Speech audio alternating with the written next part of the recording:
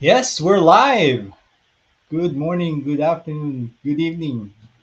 All of Welcome. Yeah, all of them. it. Welcome to the Dallas AR and VR sixth annual AR VR year in review. We're It's a in mouthful. Dallas Immersive Design and Development Group. My name is Ron Dagdag, and my partner here is Preston McCauley. And today we're going to be doing our annual uh, meeting for the year in review. How are you, Preston? I'm great. Thanks, Ron. It's nice to talk to you here again. And we often meet in virtual formats, so it's great to have us together here and share this with the both our own community as well as the global XR community. So I'm really excited. Yes. And it's been 6 years. It's a tradition for us. It's been doing this every year. So this is great. And we're glad It's a lot of work. to be, it's a lot of work. Yes, I agree. Then it's great that the global XR community is actually hosting us this year for, for this. So that's great. Um, we can get started with the presentation once you're Sure. ready, Preston. Yeah, well, as Ron mentioned, thanks for having us here. First and foremost, this was kind of built from the ground up to really help us in the Dallas group, but also myself keep tabs on the industry as the industry is changing rapidly year after year. And so I had an idea, told Ron, I was like, I'm going to do this yearly thing.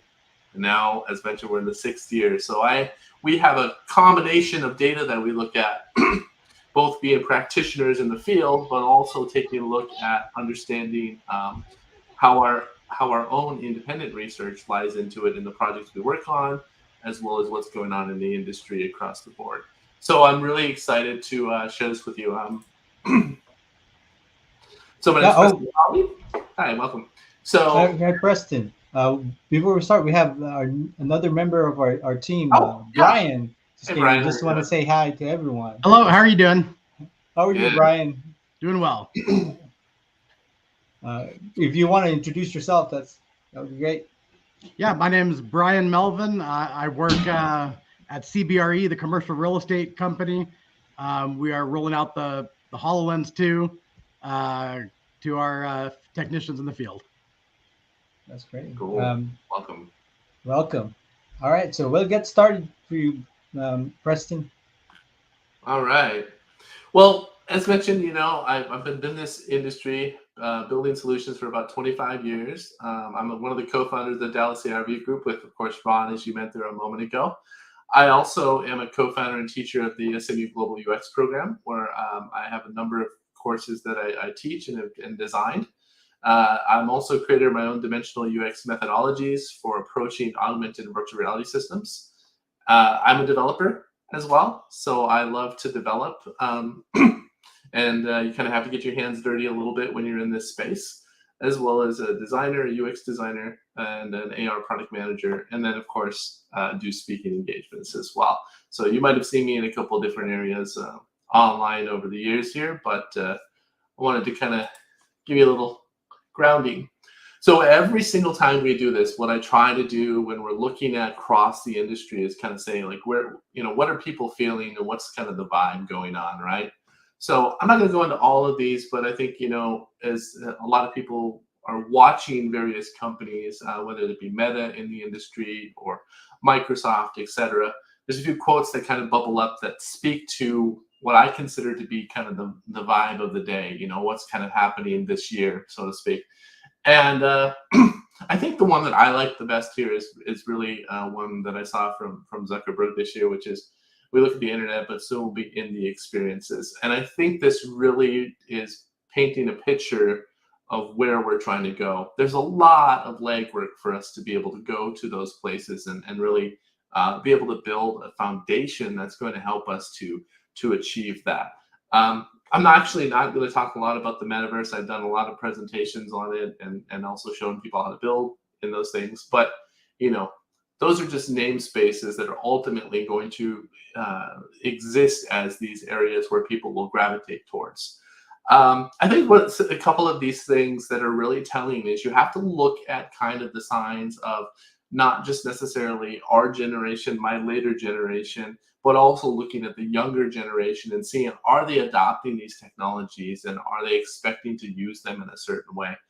Kathy Hackle was on a podcast, and I think she had a really great quote that was, my kids would go to the birthday parties inside of Roblox for their friends during COVID, and they could wear it. Wanted to buy a new shirt so they could participate inside of Roblox. And younger generations don't think of these as separate entities from where we're kind of going. So it's important to think about the audiences that you're building for, and ultimately how you're going to construct those environments, as well as the virtual objects that might exist in this space, because people are going to expect to use them in more ways. And I'll talk a little bit about that later on.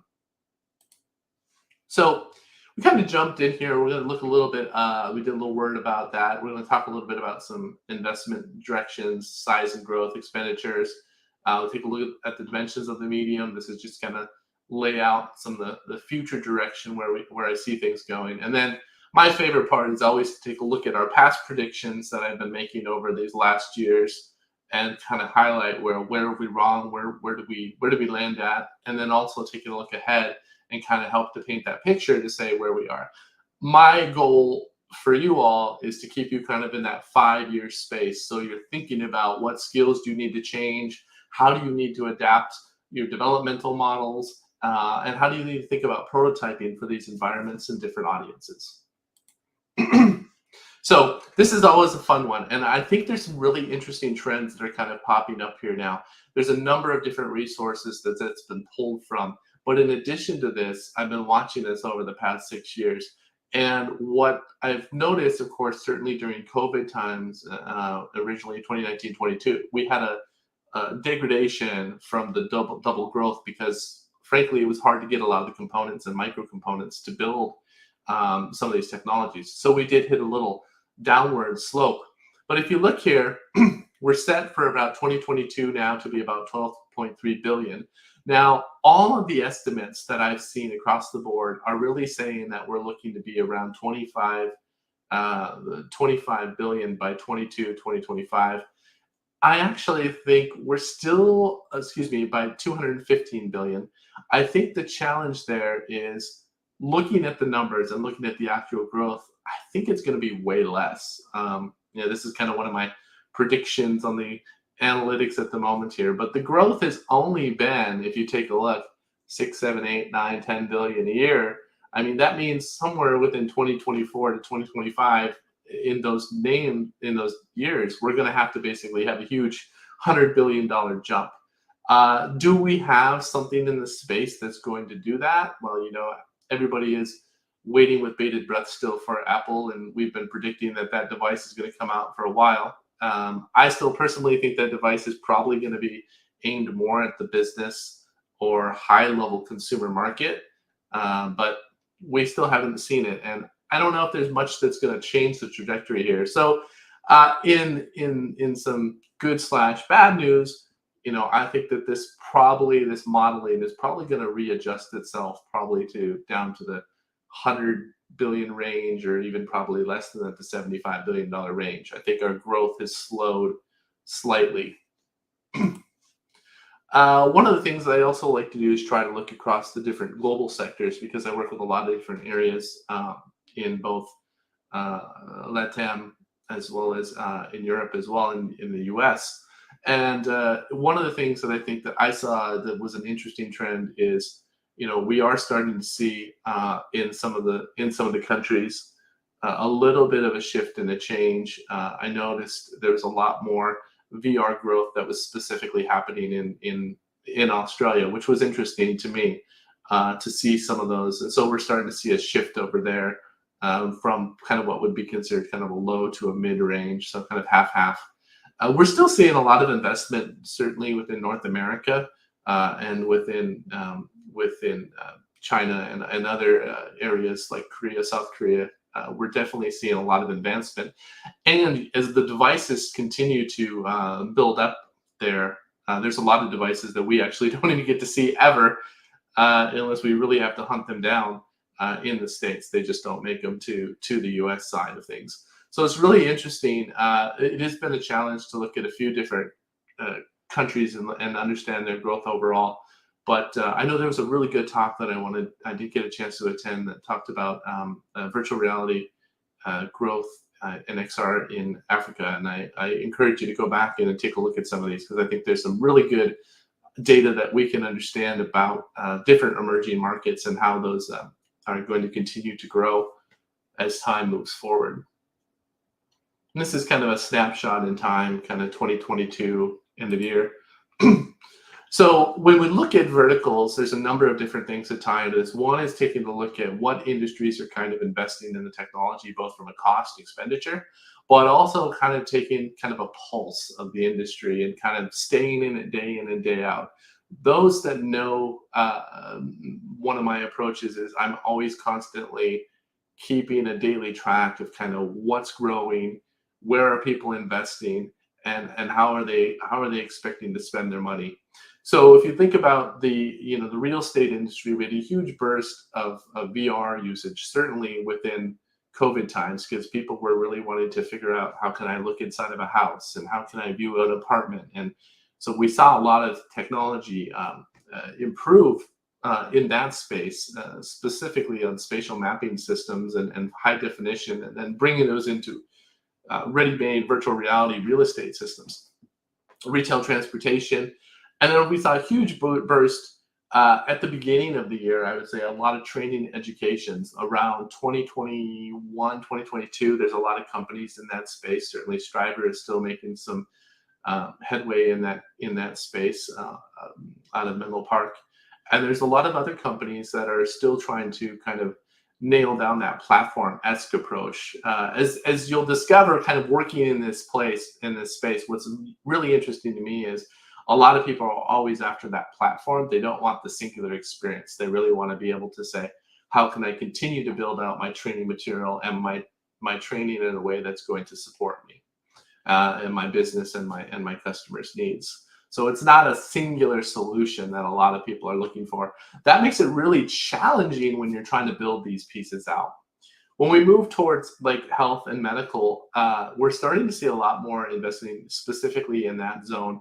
And what I think is interesting is there's a lot more research studies that are coming out where VR and pain solutions. But we haven't actually seen that transition or that turn of the corner yet for some of the health medical pieces in the AR piece. I think as the headsets start to kind of hit this bifurcation, be able to go between both a standard reality, a mixed reality, and somewhere in between as a combination of those, I think we're going to definitely see a growth. But I have noticed there's a good connection of overall of health and medical documents health and medical startups still trying to invest in this, not just at the startup level, but also at the industry level itself, medical institutions, research institutions, and such. And because for all good things, there's a lot of possibilities and potentiality with what we can accomplish with virtual reality, and of course later on with augmented reality and surgery situations and modeling, virus replication, and of course as AI gets a lot more, gets better, there's a lot more opportunity there. When we think about the entertainment industry, it has had a huge growth, and I kind of wanted to show that the health industry kind of catching up a little bit with the entertainment. There's no shortage of VR games on the market right now, or items that are specifically related towards social venues like Allspace and Horizons and those. So we're definitely seeing a growth and a continued growth in usage of those. Some of the daily Steam data has been showing that people have connected headsets and they're jumping into these experiences and staying a longer time. Thankfully, as the devices are going to continue to improve, we're going to probably see a more transitional growth inside of that, not just in the gaming space, but that's going to trickle backwards. So this is a slide I just kind of, for anybody that might be kind of tuning in and kind of new to this space, I just like to kind of set the ground here. This is when you think about, I actually changed this slide a little bit because it used to be VR, both AR VR both and AR separate. But now we're starting to see finally the convergence of these devices, opening up the ability for people to not just stay within the virtual domain, but also move within understanding their real world. This opens up a lot of potential specifically for designing ecosystems that are going to allow people to feel more comfortable and more ready to want to use these systems on an everyday basis. We're certainly seeing this as a push within workrooms and integrations with Microsoft, as far as the office tool sets and stuff, which is really great for both the workforce, but also for the consumers that are involved. So what's interesting about that is we're going to probably see a transitional shift between still having things that are going to be a little bit bulky to wear for a little while, because we have to still deal with battery life and also newer technology to reduce lens capability, will also, reduce lenses, while also being able to handle the high level processing that we want to do with some of the graphics, and using technologies like WiMAX and such will hopefully elevate that. A lot of people have put a lot of hope into the 5G space to kind of help open that sector up as well. I've had limited results with 5G. You still have to really think about kind of your lowest common denominator user in that use case. So what's interesting here, though, is we're kind of outside of some of the previous earlier mid to low emerging markets. We're certainly seeing that a lot of VR mobile-based devices where you put your phone into your VR device, still something totally usable from a practicality standpoint, and also a teaching standpoint. But that is starting to definitely fade away as that generation of capability has improved vastly in these different devices that we're looking at. So what's really exciting from my standpoint that I see is just taking a look at these mixed devices. Even the first one, that I would consider fairly decent, HoloLens 2 can also do some of the VR capability. And then you've got, of course, the Meta Quest Pro, which just kind of launched, that really does, I think so far, one of the best jobs of kind of intermixing those worlds together. I recently did a talk with some of my friends. We did a little meeting, and one of the things that was the most unique about using this device was just the ability to go from my real whiteboard to my real desk, see both of those environments inside of there, and then feel like I was making that transition naturally. I wasn't really thinking about the kind of digital or fine digital experience as much as focusing on the work. And that's so important as these devices start to come into play. The other thing that's really great is we're starting to see some types of devices that are really pushing forward. Crystal was launched a couple days ago, which is going to be the new Pimax 12K. They're always pushing for that higher level fidelity. They want to be ahead of the industry. That's their whole objective there.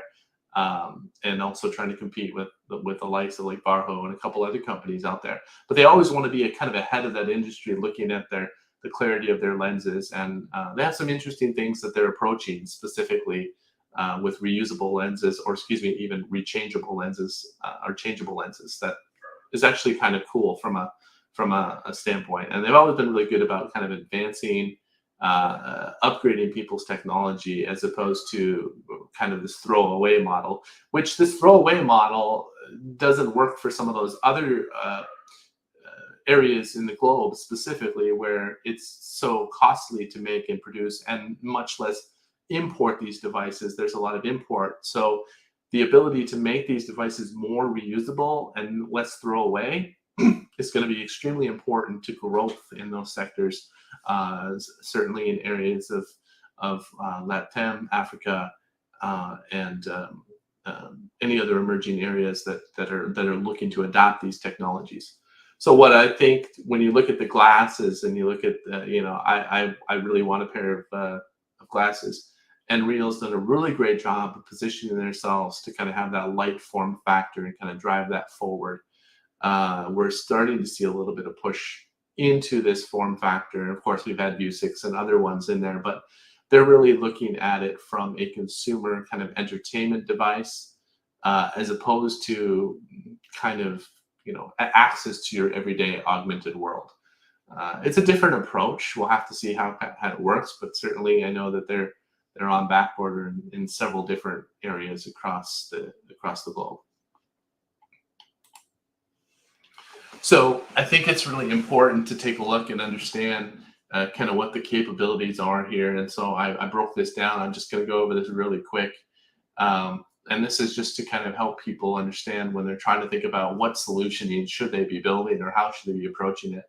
And so, we have the wireless head-mounted devices. There's not a lot of computers that are needed, which is really important for some of the emerging markets, as well as looking at, you can do complex interactions in hand and haptics. That's certainly increasing a lot more now. And we can look at the head-mounted wired devices. We're still seeing a lot of that, especially if we have to push a lot of BIM-based data, heavy modeling, extremely high-fidelity rendering. We're still going to see that a while, at least until we get some good ratified standards and some good networks up. I would even argue that we would probably see that unless we have some highly non-congested 5G and the next gen of that system up and running. So I'm not going to go into all of these, but this is kind of how I look at kind of when I'm trying to plan, helping a client think about which direction they're going to go. Here are the capabilities, the strengths that some of these devices have. Same place in the AR space. We've got a lot of mobile devices now that are capable. One thing that's a little bit alarming, certainly from an industry standpoint, is we're certainly seeing the Apple ecosystem continue to advance their spatial capabilities alongside with Microsoft, continuing to advance their spatial capabilities, mesh, etc. But we're also starting to see some of that, I believe, on the MetaQuest side, where they're also starting to build meshes. Qualcomm is also starting to build its own mesh. So we're starting to see some of these, what I call early remnants of these platforms building out that will start to use a lot of the mobile device systems and capabilities to be able to do this.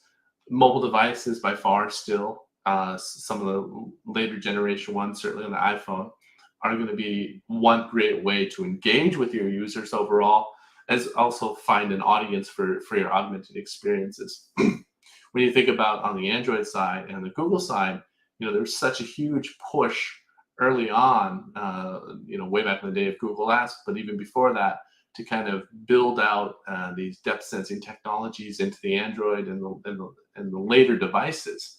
But we're not seeing a lot of SDK level push development on that to really expand upon their meshing or their platform capability, which is a little bit odd to me, honestly, because I think that they're definitely falling behind. I mean, it's clear to see that what we have on the Android ecosystem does not come in anywhere in comparison feature-wise to the possibilities on the iPhone ecosystem.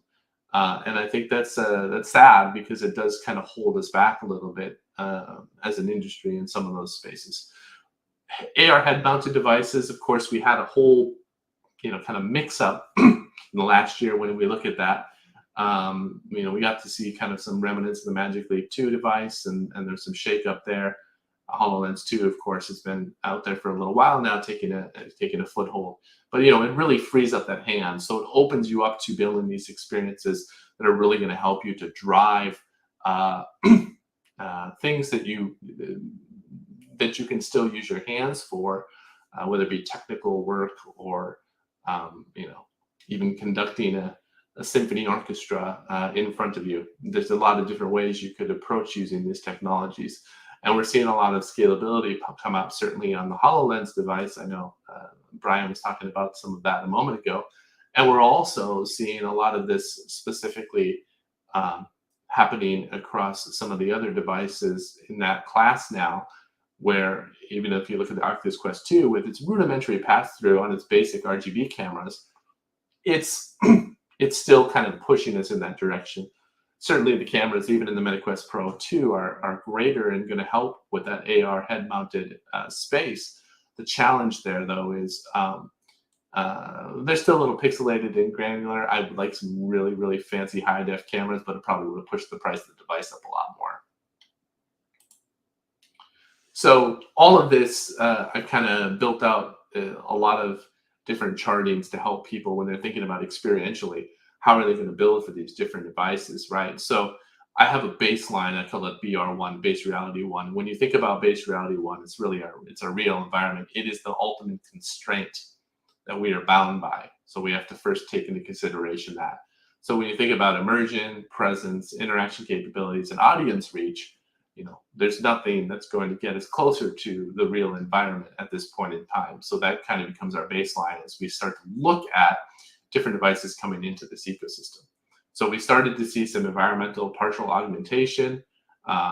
Basically I can put things on the wall and things like that with mobile devices, or I can do basic planar spatial scanning. I can do basic anchors in spatial reality. When I look at that, the amount of immersion is still, you're locked into a two-dimensional screen, as I've often mentioned, and you're limited to the capabilities of interaction by the domain by the dimension you're working with. In this case, you're still limited by the two-dimensional screen. So definitely a larger audience reach, but you don't have a lot of ability necessarily to get a lot of revolutionary type of new interaction, because you're still bound by those same rules that we've been using for UX design and development for quite a while now. If you think about some of the pass-through devices from the Oculus Quest 2, MetaQuest comes into that. I believe there might be something in the works in the Pico 4, Pico 3 device ecosystems.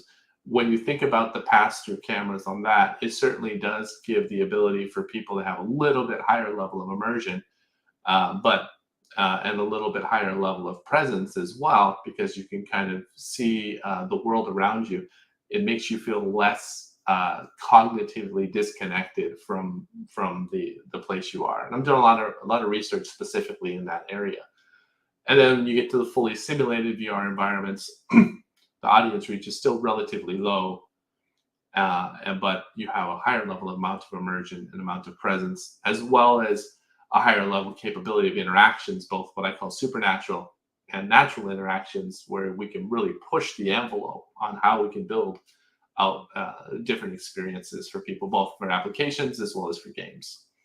And the last here is really building the entire net new environment around the real environment is where I really want us to get to. But it's still a high level audience reach, and it's a big cost barrier and entry. I do expect there will be some devices that will slot themselves in different areas here and possibly create a different type of dimension or expected user experience. So it's really exciting to see kind of that, looking at it through that experiential lens really will help you to gauge kind of where you can take things. And that kind of leads me to this, is kind of where should you be creating today? One of the great things that myself, Ron, and the Dallas ARB group has done is doing this year over year. We kind of get a good understanding of both the Dallas community, but also speaking with a lot of other people and professionals within the industry, where things are changing and where they're adjusting. So, this number is it's a little bit out of date, actually, but I think it's a little bit higher, but it is really hard to get some of this data. It's a lot of compiling and trying to figure out, where are we at? Still, by far, we have higher level devices within the iPad ecosystem, even the Android tablet ecosystem, and Samsung devices, as well as even some of the lesser model devices inside the Android category that people have access to and are using every day. We are well beyond the ARKit 1 days, and well beyond even the Google platform too. So we're AR Core. We're well beyond that now. Although there are still some devices that are holding on to that, we tend to see a lot higher upgrade capability within the iOS ecosystem. And that's important because you'll start to think about how that's going to fall into place when we actually do get a an AR device that comes out, AR/VR device potentially here. A lot of people are saying it from Apple, because I believe that they've been working on meshing system behind the scenes for quite a while, the spatial mesh management capability system in SDK. We've seen little bits and pieces of it over the last 3 to 4 years, 5 years even. So I try to keep these numbers up to date as much as possible yearly. It is a challenge to do so, but they're kind of a growth from where we understand they are. Certainly PSVR, and then we have the PSVR 2 on the way. I think it will outpace sales on the previous one. I know there's a lot of buzz for it. What's interesting is I think we just got some of the numbers in the other day on the Oculus Quest 2, and I think it did surpass 14 mil on its units sold. So I think that's really cool. Oculus Go, I just leave that on there because it's a deprecated device. But when you think about that, for me, Oculus Go is typically like a 4th gen VR headset. So looking at 2 million users, and then we have the Oculus Quest. That number is really hard to get because the Quest 2 kind of came over there and then kind of stole a lot of that market share away. People did upgrade pretty quick off that. It's not sunsetted yet that I'm seeing. Valve VR, and of course we have the Vive system of group. Vive is definitely working on some a new version of their device, whether it's in the, we're going to see this kind of segmentation continue to happen, where we're going to see consumer, business, pro model, where we might see these 3 different market trends type to happen, not just with the Meta level, but probably with other companies as well within the space. Vive, we already seen that with Pimax. We haven't seen that with Pico yet, but there's definitely some interesting things there. And then if we continue to look here, and these are just kind of the VR devices, this is going to start to shift as I talked about. We don't really have any numbers yet on Aero units sold, or we don't have any numbers yet on the other ones down there as well. Pico 4 we did get some numbers around, look at about 46,000 international. It has been a tricky device to get because of most likely manufacturing issues. And then Lenovo was definitely coming up with a newer device soon. I know there's images that are circulating around it, but they're really focusing on business, as it looks like, first and foremost in that. When we look at the AR head-mounted devices, like I mentioned, this is now probably going to have a new slide coming out next year, because what I'm going to start to see is more lighter form factor, but still very narrow specific focus, where it's going to support AR and VR. But we're also going to start to see the classes of devices merge between the capabilities of mixed reality. So in this case here, we have, View 6 is still very high up in the list of those. They sell a number of models specifically for enterprise level training usage and such. And HoloLens, HoloLens 2, Magic Leap 1, Nreal. That's probably well above that number. It's just kind of a placeholder. And View 6 also has some new models in works right now, but no numbers on those coming out. Nothing that I can see right at this point in time. Nreal, it's a slow release. It's really interesting. Their new Nreal Air is a slow release. It's definitely on the backorder log for a lot of people. It's exciting. We're actually seeing even a conversion tool for iPhone users. So there's a market that definitely wants this type of device. From most people that are looking at it, they see it as like a movie theater in your pocket. But there's a lot more under the covers there. It can handle gestures and other types of capabilities. So it's pretty exciting. Pico 4, that's most likely out there. It's in production already. We have the MetaQuest Pro, which of course was just released October 25th. Won't see those numbers for a while, but definitely we'll see something with the MetaQuest 3. We're hearing a lot of rumors around that. That will be more consumer based, and then I would expect to see something, if we look at that, is where they'll revise the hardware, the capabilities, and then push out a Pro shortly after that. Probably not in 2022. All right. So a lot of really good stuff there. One of the things I'm still kind of curious about, if we look at as the Vive Flow, I know someone that showed me the Vive Flow, but I don't know kind of how well it did. I kind of figured it was more of an experimental device in the US to kind of think about demand. So I haven't heard a lot about that device or any successors to it. but definitely a different device class direction they were trying to go with it. So let's take a look at what does the future hold. Yes, and if you have any questions, please feel free to ask them over there. I'm happy to answer them. If you're out there listening right now, we'll be happy to answer them. So as an industry, as you probably would expect, we're always trying to get down to this level here. We're trying to get to this smallest form factor. You put it in your pocket. It's easy to carry, it doesn't break, and it's always ready to go on demand. I always say this for people, as I always say, follow the chipset to understand where the technology will take us. We're certainly, and there are other chipsets in the ecosystem, but most of them are closed doors, and we don't actually get to see a lot of what's kind of going on. So if a new chipset emerges that's going to really help to empower these mixed reality XR devices, I'm constantly trying to see, are there any more out there that are trying to break into that space?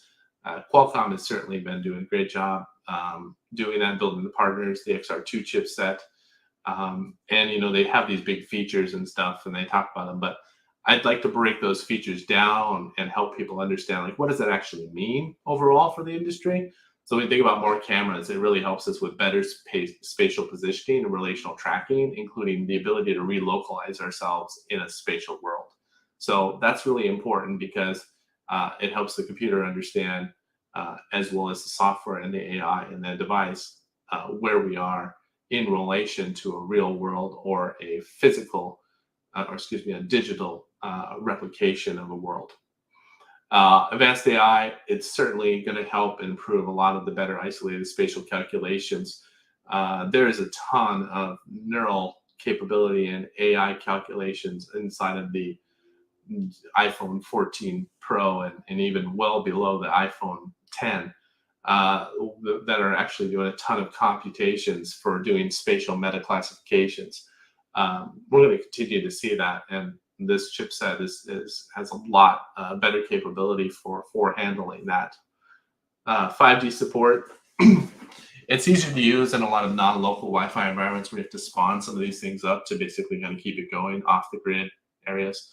And then AK, one of the big things there is really the ability to spread the workload around, because you want to increase the fidelity of both the cameras that people are doing as the pass-through and being able to see things, but also being able to handle and offload that data sub-processing off to a virtual processor, while increasing the ability to process the real-time data that's coming into the system.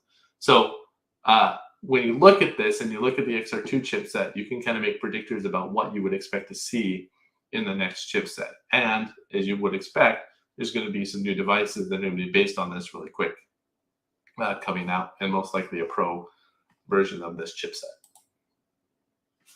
So I'm not going to spend a ton of time on this because I've covered this once before, but as AR and AR cloud take hold, you can kind of think about how customers can start to engage in new ways, right? So how does all of this kind of play out as we start to go through these different devices and these different generations, right? So these mixed devices are going to be collecting this data and really building out these spatial facsimiles of kind of the world around us. And I kind of think of it as kind of like an onion sandwich here, where you have different layers of security and different access points, much like you would with the internet, where you go to a .edu or you go to a .biz or a .com, etc. In this case, you can kind of flip through those data layers in AR and be able to kind of lock yourself in. The reason that's important, and why I believe this is how it will ultimately transition, is because at the end of the day, it gets very cluttered in your holographic space without proper classification and organization of data, which makes it hard for people to use and hard for people to work through. So this is something new for this year. This is kind of a beta put together this, but I also often have a lot of people trying to understand, like, how does this technology plus the chipset plus all the different pieces, like, how does that start to really kind of construct the foundation? Like, even as developers, how do we start to think about that, and designers? So I kind of broke it down into 3 categories, to build, to access, and then everyday use. So when you think about to build, it's really the devices that we're going to be building on, the SDKs that exist, and then these abstraction layers that make it easier to do meta classification of data. For example, you could write your own routines and such to basically detect the sky, but it's much easier if you have that routine already standardized across everything and you just say, give me sky. So you don't have to constantly write that. That code can become an abstraction layer and make it much easier to access. In addition to that, we have to think about how we classify objects around us, not just through AI only, but also through human interaction. We see this right now, specifically in the MetaQuest, as you are in your workspace, for one example, and even in the Quest 2, you can identify your desk. Fun thing, I actually did a demo of how we might work in that space. I don't know, it must have been 5 or 6 years ago. And that's kind of what I envisioned. I would be sitting at my real desk working at that. So it's nice to be able to do the thing that I kind of had some foresight into, and was excited to see that. And then more APIs to be able to give that access to a larger variety of processing power and schemas, so that we can ultimately understand, like, this is outside, this is inside, these are danger zones, these are not danger zones. When we think about the AI models, different modeling activities that can recognize objects both in the real world as well as in the digital world, and think about how we work together. And then validators. I consider validators really saying that it could be human, but it could be AI as well. Kind of coming in and saying, yes, that truly is a table in front of me, and here's what that means. And then there's a whole other layer upon that which exists, which I don't have on here, which is really thinking about contextual interactions in relation to those objects. So when you start to think about what do you do normally at a table, how do you feed that into these APIs? How do you feed that into these AI models? And then that leads really to the access. So it's really about easy device access. How can I be in this world hands-free, easily switch between the domains or the mediums, the dimensions that I want to switch between, as well as handle the immediate processing that's necessary to bring in real world time data.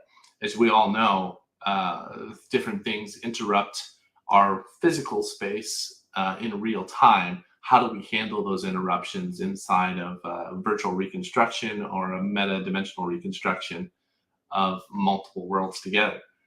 And then different helper devices that will help us. I think one of the helper devices that I've still been very amazed with is the haptic gloves. Trying this out so long ago and then seeing how far they've come still was one of the best things for me personally, is being able to touch virtual objects, and then also understand how to build the capabilities to be able to build that into my own system and ecosystem.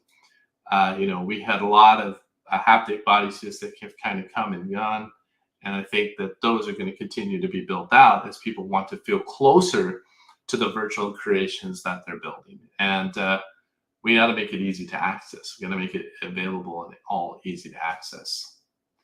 A lot of this too is going to be easy to access for both average users as well as developers as well. And so then I get to kind of this everyday use pyramid.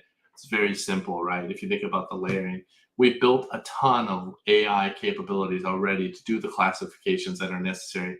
These get compiled into various SDKs, AR Core, AR Kit, Mars, you name it, different Unity platforms, some on the Unreal platform, MRTK, etc.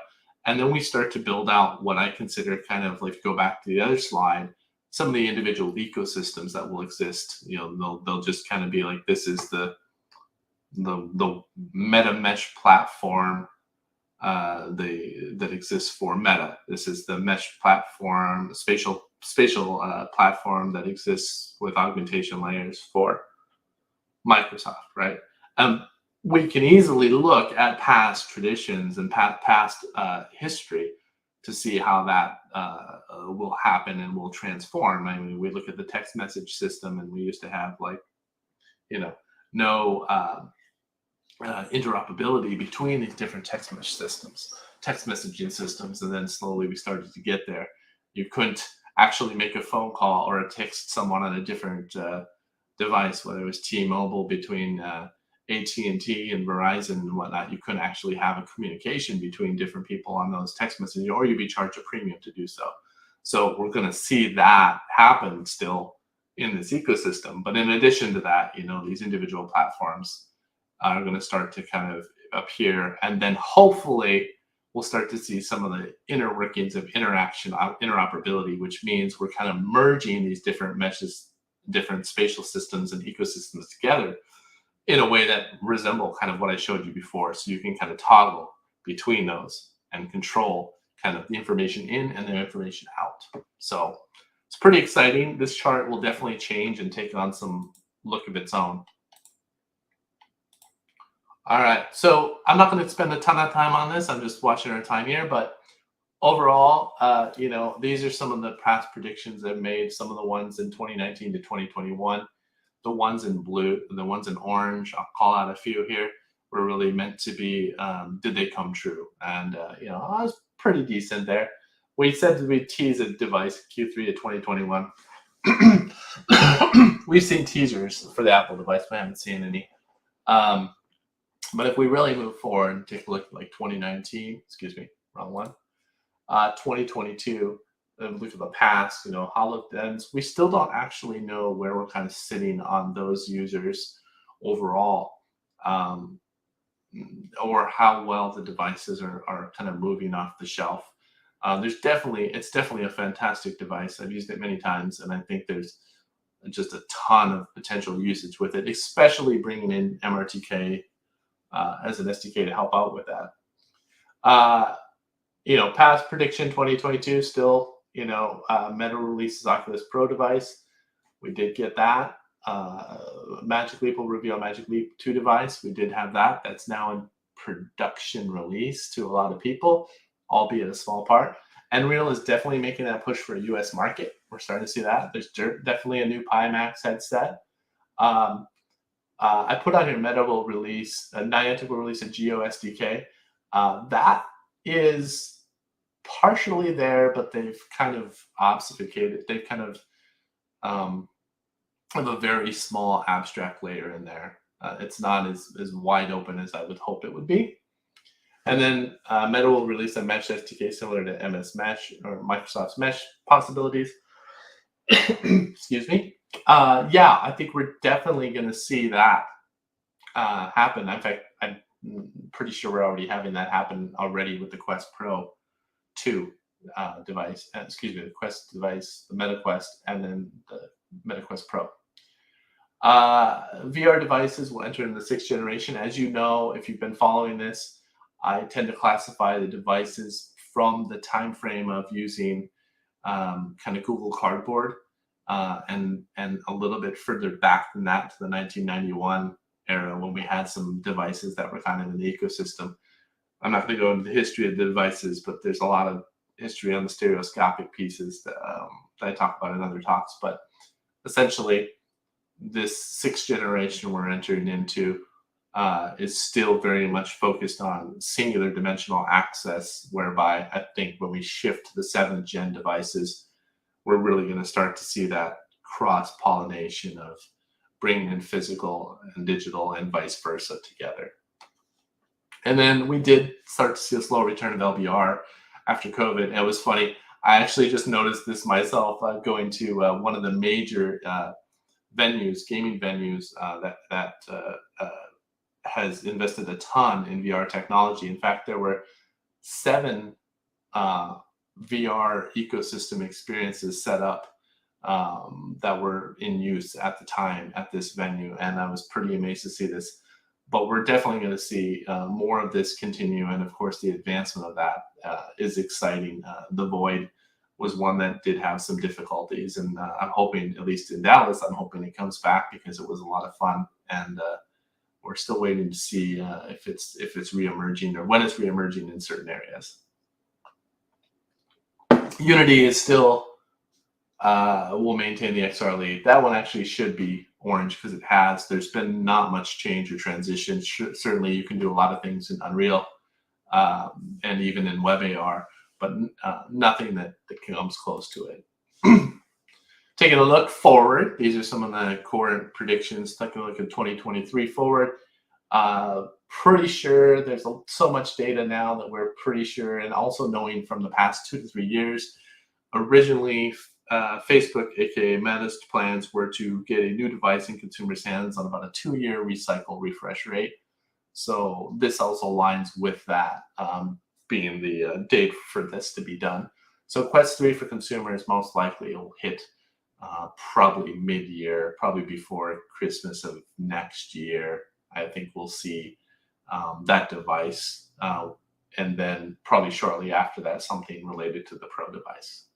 The last piece, I think we'll definitely see a Meta spatial system for developers. That means it's to be open up more into the SDK to understand spatial anchoring, positioning, and then also possibly some ways to relocalize and keep that data persistent across the device. It's not very open yet that I've seen in the development systems, certainly in this game.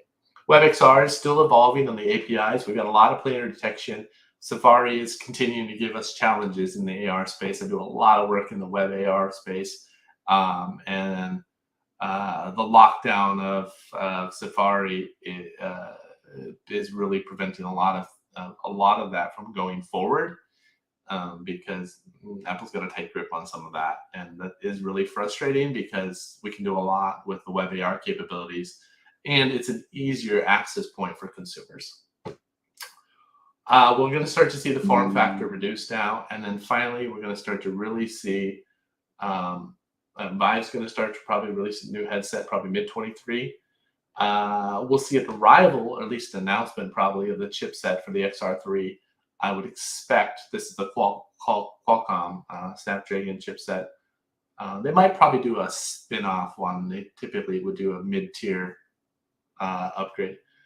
Niantic, we know, was working on a headset secretly a while ago with Qualcomm, and I know that Qualcomm is working on a mesh system that actually it's open for people to work on developing on their spatial platform system, individual ecosystem. And we know that Qualcomm had a partnership with MetaQuest Pro specifically for chipset on the XR2. But I think Niantic is definitely going to try and get into the game here with the headset, and probably, I don't think, maybe end of 2023. HoloLens 3, it's kind of up in the air. There's a lot of shakeup over at Microsoft, and we don't know really where that's going to lead us. This is just me. I have my own suspicions that I believe that Microsoft and Meta are working closer together and may actually come out with a paired device that could potentially position them as a competitor directly with Apple. I wish Google would come out with something in the space too to kind of keep the fire moving, but we haven't seen much in that coming out of that lately. Haptic gloves should reduce size by double. I think that's really exciting. 2024. Meta release AR glasses. I think we're going to get a non-consumer version first view, like an Unreal level, probably 2023. These don't exist today. They probably exist as a prototype right now behind the scenes. Web VR adoption. I'm certainly seeing that a lot of people are using this. It's easier to use. It's easier to build with technologies like A-Frame, 3JS, and Babylon. And we're getting ready for applying a lot of these. Definitely, as I mentioned, I think there's a lot more partnership happening between some of the larger companies, especially to absorb the costs related around developing these more complex systems that are going to come out from using bifurcated lenses and dimensional axis. Dynamic, this is a new system I devised. It's just a naming structure. I love to give things names, but dynamic LiDAR spatial mapping systems. This is what is one of those pieces that's important to understand how an environment around us physically changes from minute to minute and hour to hour. How are we going to be able to manage that? I think it might also turn into something along the lines of like we did with Google Maps, where you have cars driving around, where you're like, hey, what's your job? Well, I'm the office spatial mapper. It'd be kind of crazy to see that, but kind of funny. Mixed devices, we're going to expect to see a lot less VR, AR only. I think certainly in the higher level markets, not necessarily in the mid-tier markets. Those have a lot more maturation that still has to happen. It's our chipset, and then I think Qualcomm is certainly, they released a small device before. I think they might release their own device and try to go after the market space because they've got the chip space. If they can do both, why not? And then I think the Nreal will see a new gen, and then we are going to enter into the resolution wars full on. We've seen this with TVs. We've seen this with other devices where we're going to go 8K, 12K. And it's going to really confuse customers a lot because you're like, well, I have the 8K one or I have the 22K one, but it's not really 22K because it's per eye. So we're going to run into some challenges there. All right. Well, that was a lot of information. And hopefully this is recorded in some shape or form because I know a lot of you want to refer back to pieces that are talked about. If you're ever interested, I share a ton of stuff on LinkedIn. And in addition to that, you can kind of follow me for any types of aspects of AR, VR, and the UX world beyond. I love this space, along with Ron and Brian. We're early adapters in the industry, and pride myself on trying to really bring consumers a deep understanding of what this means and how it's going to continue to progress throughout time. Thank you. Any questions? And I've got a question for you. Yeah. You talked about convergence of VR and AR devices. Yeah. And I kind of see two different approaches. One are the VR first devices that now have the pass-through cameras. But then you've got the AR device. You've got the Magic Leap 2 that has the dimming. Yeah. Which of those kind of approaches do you think will win out ultimately? Oh, that's a tough one. I think it's really going to depend upon how easy it is to switch between the form factors. So how easy it is to go from one to the other. Even with the MetaQuest Pro, right? I can take the blinders off, the magnetic blinders off the side, and I can kind of make it let more light into my real world and kind of block it out completely. But it does have to be really easy to transform. I think it's almost one of those Betamax questions if we go back to the day, beta versus VHS, what's going to win out? Or even if we take a look at like Blu-ray versus HD formats back in the Sony days. So I think overall, it's probably going to be the one that's easiest for people to adapt to the change. Like if I can just touch a button and go to dim mode and switch back and forth and not have to do any configurations on the device, and maybe I have an automatic mechanism in here that just goes, and it just like locks off the light underneath the peripheral of the glasses and underneath the side points, and you just push that as a consumer, and it just locks in, and then you hear like a little suction lock thing. I think that is gonna probably, everyone's like, first of all, it's very sci-fi. Second, it's definitely going to be something that I think is easy for people to use, so that's kind of exciting. So, tough to say. That's great. Marcel says that thanks, Preston. You really are generous with your knowledge. So that's great. Thanks. Oh, well, thank you very much. I try to help the community out, both the Dallas community and and the clients that I work with. So it takes a lot of time to retain all of this knowledge. I gotta tell you, it's like cramming for a technical test every year. Well, the interesting is like every year, the prediction is getting better and better and better. I'm surprised, right? I noticed that. Yeah, so I'm like, you're doing good at this. You're doing great at this prediction stuff, and a lot of hits this year, and that's great. And it's amazing to see the progression of all the different technology where we are.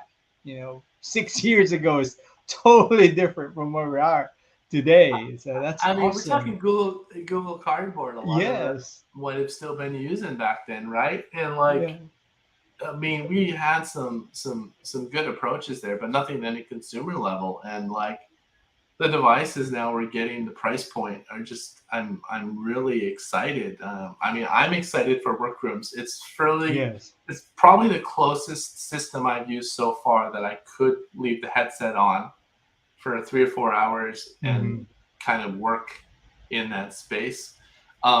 I mentioned this in another talk, but it's kind of an interesting component, I think, is one of the things is you want to think about the work that you're trying to do and not the device that's in your way, right? So you got to get that, like, to be able to use these different devices, you have to be able to do that. And I think that was one of the biggest challenges, even I see with Workroom. I was talking with, you know them well, Sean and Jesse. And I was like, Sean, like, I just want to sit in my mixed reality space here with you across from me, and I want to move into 3D drawing mode, but everybody keeps it at 2D. And I'm like, I don't think that way anymore. And I'm like, why can't, like, we got to empower those next level of tools, right? We did everything possible in our devices to bring our keyboards into our world instead of trying to invent something better than the keyboard. Right. It's the same way as kind of see, like, we used to call, robots, right? Anything. Yeah. And then at some point in time, they became washing machine.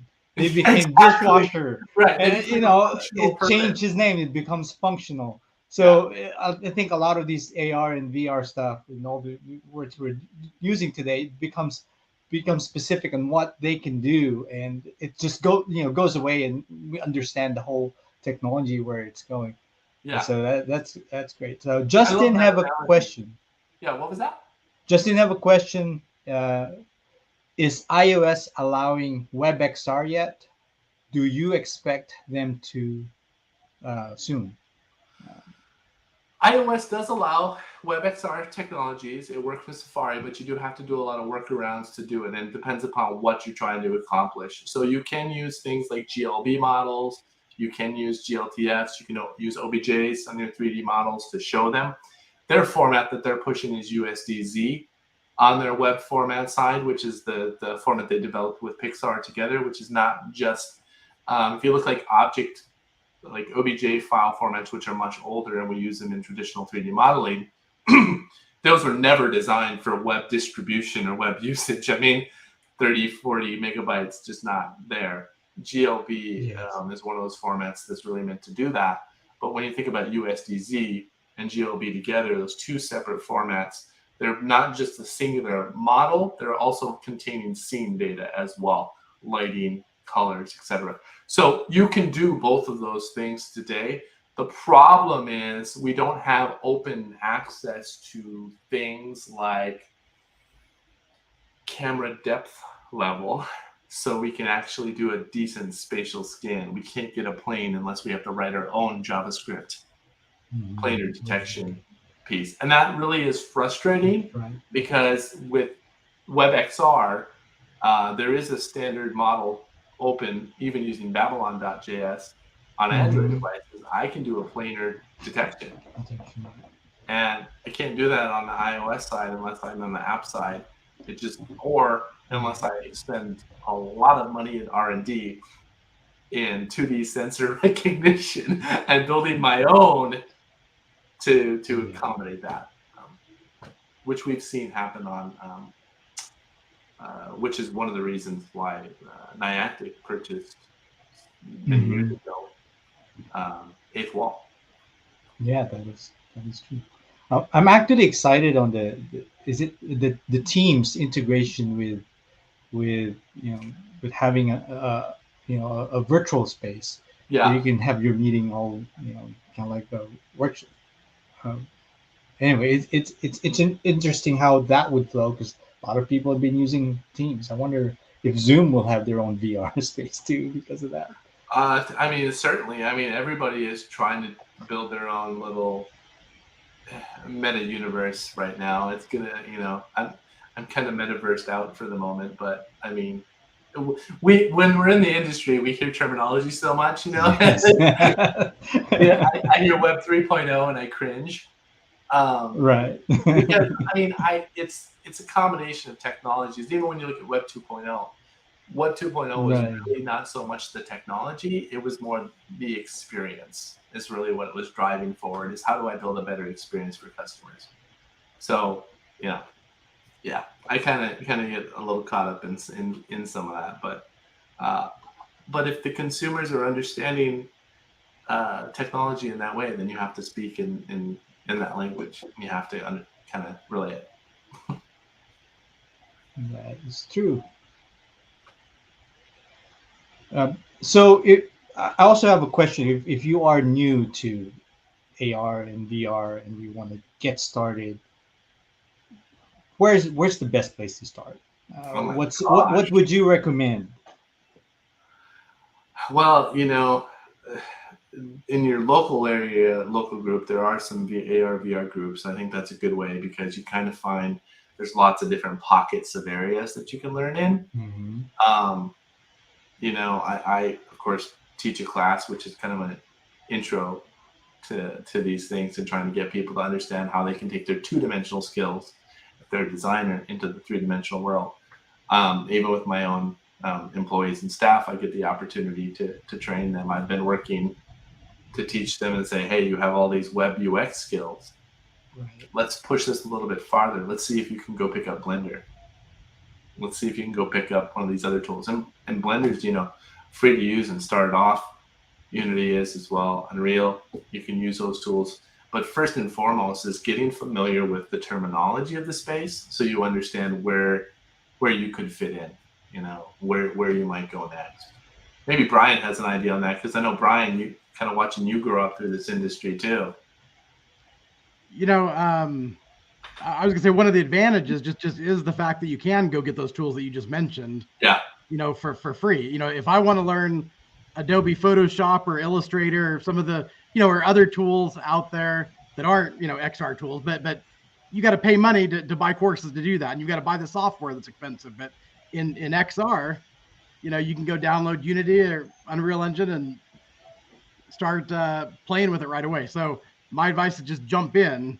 Yeah. Start looking for those free courses out there. But I would start with, either Unreal or Unity, pick a game engine, and then a tool like Blender is definitely where I would start.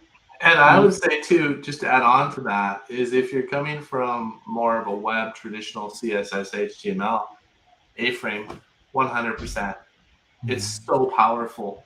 The things I'm doing with it are just so easy to understand from a development standpoint. I probably annoyed the developers the other day when we were having a discussion because I was like, well, all you have to do is put an insert on the entity here, here, and here. Because it's so easy. It's modular. It's very easy to understand. And you can do some of those things there and kind of get your feet wet. And then I would also mention the MRTK. The fact that I don't have right, that's true. Learn C#. I can go. There's basic interactions that are kind of in the box that I can just kind of take off the shelf and modify and use it in my apps. It's so frustrating right now because we had a whole surge of tools that were really aimed at designers for prototyping XR experiences, and then they kind of fell apart. Most of the companies dissolved, and I think we'll hopefully see a new resurgence of tools. Not in the two-dimensional space, but in the three-dimensional space. We have Shapes XR, which is actually really good to use. Sketchfab, if you're trying to learn about prototyping, that's Sketchfab, excuse me, Sketchbox. And then there's a couple other tools, Gravity Sketch, etc., that can use. Adobe is working on a new tool. I don't know if I can talk. I probably can. I actually predicted this tool would happen when they purchased Substance. So we're going to get the ability to do substance painting inside of 3D and eventually add texture level after they purchased Algorithmic. I was like, oh, I know where this is going. This is easy to see. So even in those design tools, Tilt Brush has, of course, is not being updated, but there is open source branches of it now being used a lot. And you can purchase a new version of Tilt Brush, which is under a new name on Quest right now. I think it just came out. But those will kind of get you familiar, and I always believe you have to be part of the world to understand the world. You have to immerse yourself in it. Back in the day when I gave a talk on mobile development, I was like, I have to understand the mobile world.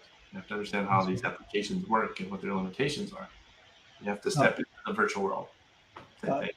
Roland mentioned that Spark Studio, Lens Studio, and Effect House is also another way to start learning, especially the AR filters. Fun. Yes. Yeah, and filters. Fun filters.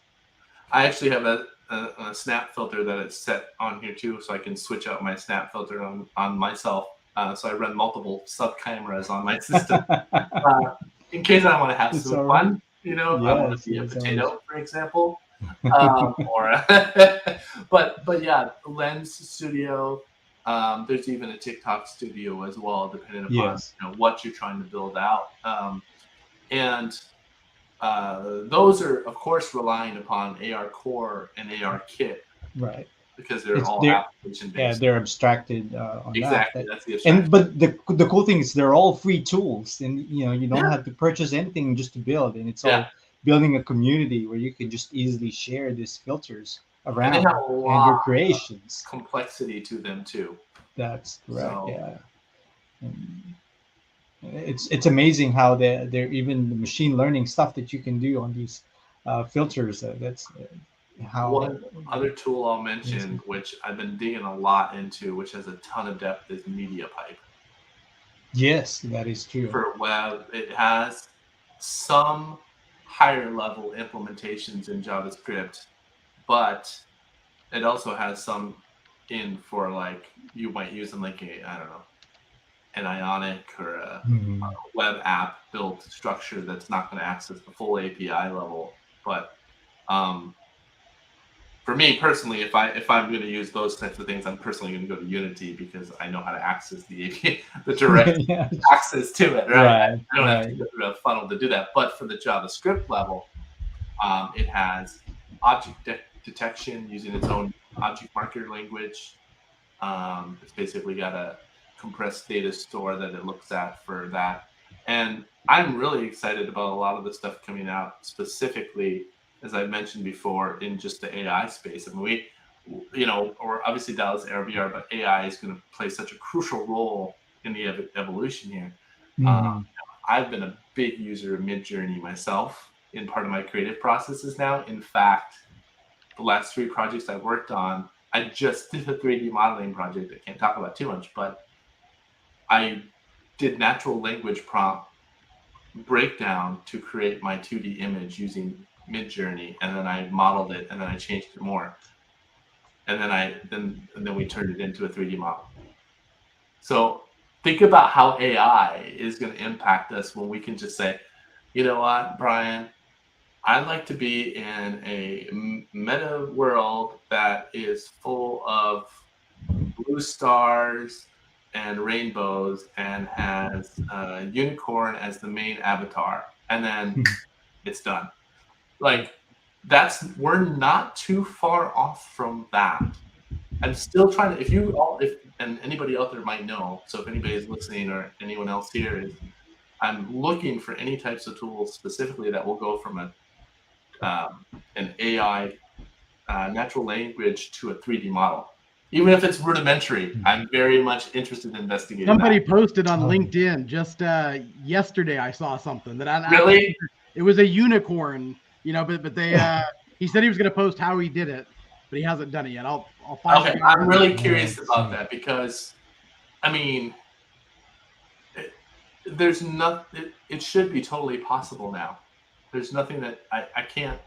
Like, if we can get a 2D representation, there's nothing that should prevent us from providing dimensions because we're already providing Right. dimensions of Yeah. perspective, right? Yeah. And then you just walk up to your 3D printer and go, "Hey, build me this." Yeah. That is true. Okay, Justin has a question. Can you use Unity to create web AR, or is it just HTML, CSS, or JavaScript? So you can use Unity to create WebGL output, Hmm. but not Web AR directly. There are some plugins for implementing and using GLTF files. They're kind of off the radar, like they're not Right. fully supported inside of Unity. If you're trying to do some Web AR stuff, so here's the downsides. And I ran into this just now because I had to make 2 decisions on a product I was building. First, we went down the path of making the whole thing that was going to be all web consumed WebGL. Hmm. There's a load time associated with the WebGL package when it loads up, which means memory. So if you're doing that, WebGL and you're doing something very heavily memory intensive, working with 3D models and AR and such, the problem is it takes about 5 to 30 to 40 seconds to load just the core package. So that made me actually shift gears with the team. And that's why I went to A-Frame. Because now it's all web-based technologies. There's no wait time.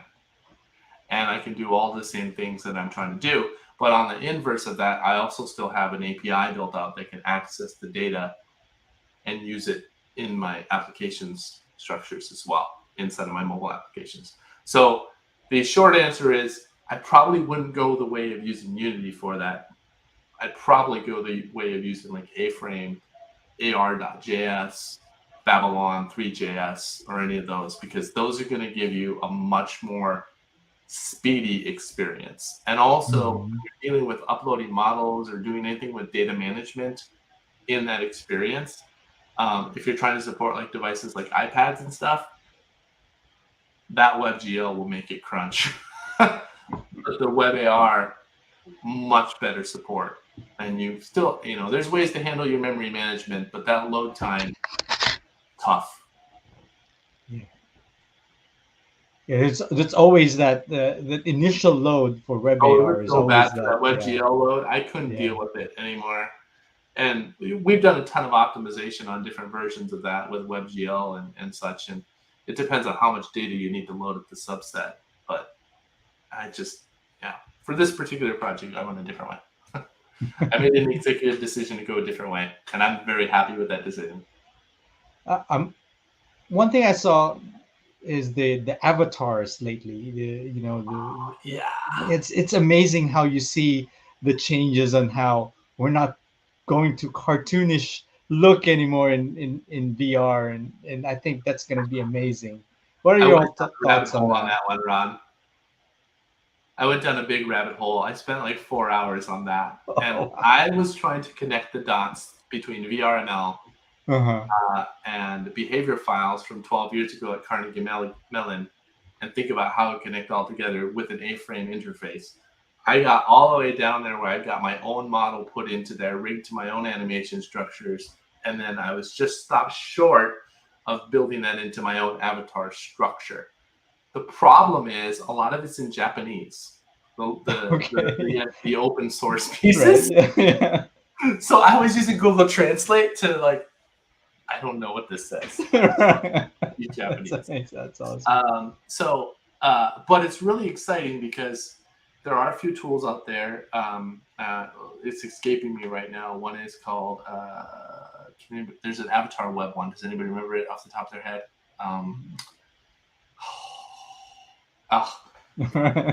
It'll come back. I saw just the other day, I saw that Unreal Engine put out a post on how to capture yourself with reality capture software. Yeah. A model of yourself, and then take it into Unreal Engine to create your own avatar. Yeah, there's a couple things that you can do that way with even inside of Unity too, but there's also one that take a picture of you and then try and make a proximity model of you from that into their 3D mesh, which I'm telling you is not far off of the idea that I said with natural language. Lee said, although I'm thinking back to the demos I saw of Spatial, a year or two ago that are just creepy. You're like, they were doing something like that a couple years ago, and it just didn't feel right. Lee said, "Ready Player Me." Is that the? Thank you. Ready Player Me. Yeah. Yes, I've done a ton of research on avatar-based solutions because of obvious needs and such. I like their solution. I like their SDK. I've had a few conversations with the lead developers several times, and it's really cool. But they also have kind of a monetary component to it too, as well, because you can have your own branded head piece or hat or whatever it is, with their logo on it. And the nice thing there is that it's the cross-platform avatar. It is cross-platform. Yes. You still have to kind of it still has to kind of be built to exist to use inside of Unity, if that makes sense. So there's still a friction that I've found so far. And to use it more readily, we need to figure out ways to reduce some of that friction for a person to set up avatar. No. Yeah. Oh, by the way, I'm actually really impressed with the avatars now in the Meta Pro. Certainly the fidelity is better, but the eye tracking with the facial recognition brings a whole new thing to it. The only thing I don't like is when someone disconnects or takes their headset on, it looks like their avatar dies. I hate that from a user experience standpoint. I felt really sad, just emotionally, watching that happen, because they get darker and darker and darker and then gray out. I don't know. There's something very weird about that. Well, the darker side, I'm kind of thinking more like deep fakes, where you can, this avatar stuff and where it's going, right? And now, how does that gonna play into the VR space, and then deep fakes altogether, right? And that's gonna be a whole new different level of darkness, I guess. Well, that's a little scary on the other side. But what I'm most excited about is, and I've been using, like I said, I've been using Midjourney and DALL-E and a couple other tools on the AI side, is to I've been working on perfecting my own avatar, but designing it through those natural language systems, and then I'm going to have someone model it for me. And that's where I was trying to get. So then my goal is to do more micro videos and presentations on TikTok and stuff, but as my avatar and not me. Yeah, that's great. Hey, Preston, can I share my screen real fast? Yeah. Go ahead. This is my... Well, you guys share it, then I'll add it to the screen. Yep. This is my Ready Player Me. This is my team. We recently Oh, wow. And I know where you are there. Right. So yeah, it's a lot of fun. I love it. That's great. I love it. Yeah. So it does a really good job of proximity relation to it. It was just when I had to set it up, I was having some challenges of trying to get on the fly. But if you're trying to use it and you know who's going to be in it, much better. But yeah, the cross-platform piece is awesome. And then, I haven't had a chance to dig much into MRTK 3 lately myself, but my biggest hold off on using those devices was because the spatial meshing wasn't working right for iOS or Android. I don't know if they fixed it in MRTK 3 version yet. Maybe you guys know. I don't know. No, I don't. No, because that's the huge interoperability piece, because then I could use that as the base level, because the interactions are pretty solid in there. So, cool. Anything else? There are no more questions on the chat. Feel free to add any questions, last minute questions. Matt posted something here on using generative AI for 3D models. I'm curious about that. I'm going to have to look in that. Yeah. So, he posted it in some chat here, but yeah, that's really interesting. So, well, yeah, I want to thank you for spending time with all of us in the Dallas group and the larger global community. And certainly, since we are part of the AR VR community, we'll have different events, but those events will be in person, but also we meet in AltSpace and all the spaces in between. So virtually, we're not bound by anything. Yeah, actually, having the chat, the link to our meetup, meetup.com/Dallas-virtual-reality. Join us in our meetings virtually or in person if you live here in the Dallas-Fort Worth area. Yeah, and if you just want information on stuff, I share a ton of stuff every day, so you can connect to me on LinkedIn, connect to Ron on LinkedIn, and Brian. We all are in this space and loving to see what people are doing and creating and exploring and dreaming. That's how I look at it. All right. Until next time, I'll talk to you guys later. Have a good night, y'all. Bye-bye. Bye.